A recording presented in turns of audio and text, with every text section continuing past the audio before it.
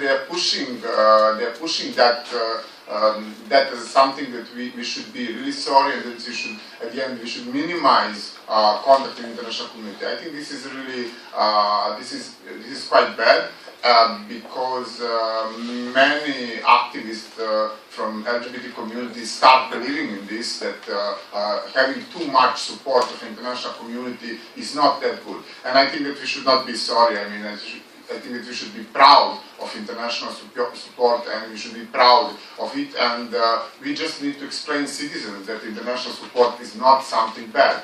And that's what we need to do. We need to do really to work on PR, maybe much more on some communication skills, and explain that the fact that we have a really great international support, not only for LGBT rights, for human rights of Roma community, for example, that is also misunderstood by citizens. I mean, they say, why they're supporting Roma community? I mean, we don't have nothing to eat, and they are supporting only Roma. They really don't see discrimination that is really so big, I mean, for Roma community, and also violence against Roma community, and they really interpretation of support for that community and also for LGBT is totally is something totally totally wrong and problematic, the way that media and the government are presenting that.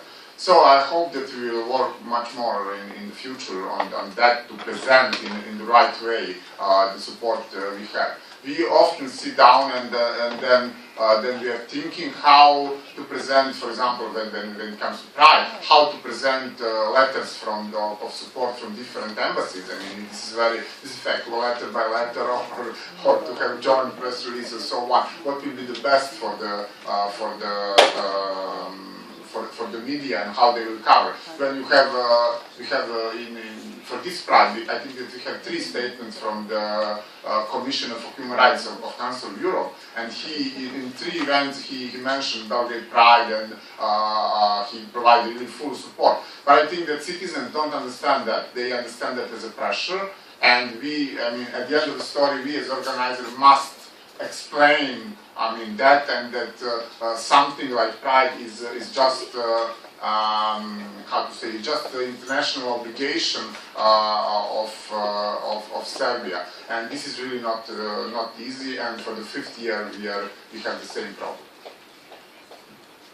I think it's not aligning oneself with any country or their habits to do things, but it's to look at the own international obligations that one has subscribed to.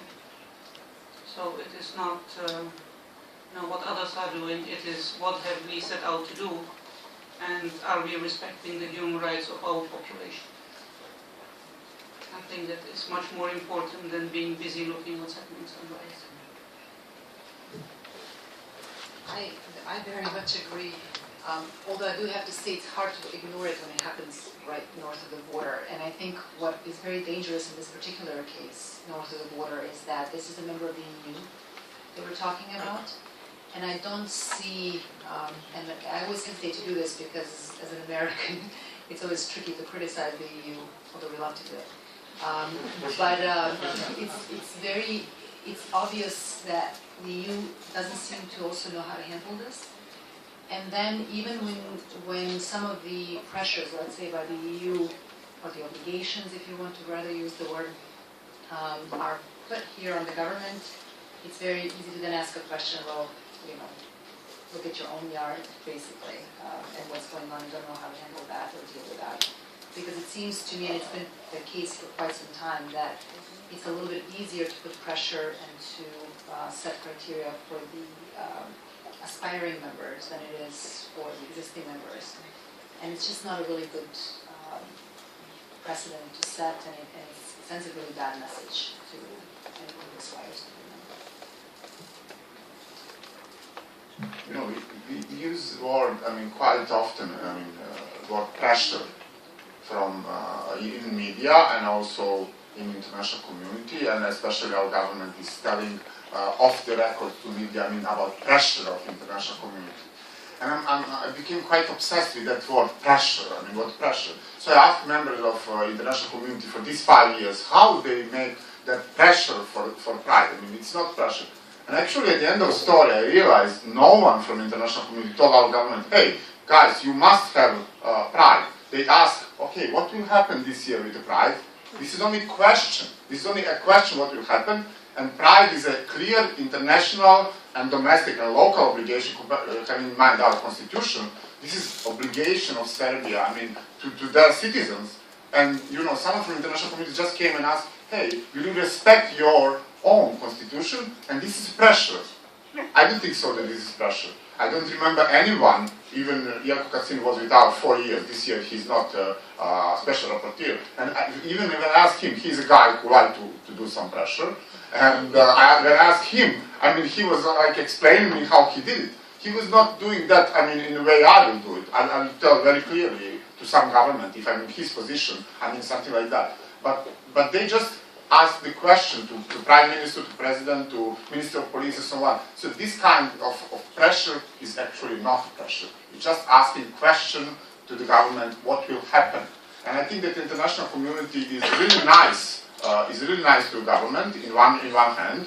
They are not pressing them too much. And but in the same hand, they are expecting from us, from LGBT community, to be united and to think in the same way and to have no different opinions. And I think that's why I'm insisting that different opinions are quite okay. It's quite okay that someone thinks that pride is not necessary.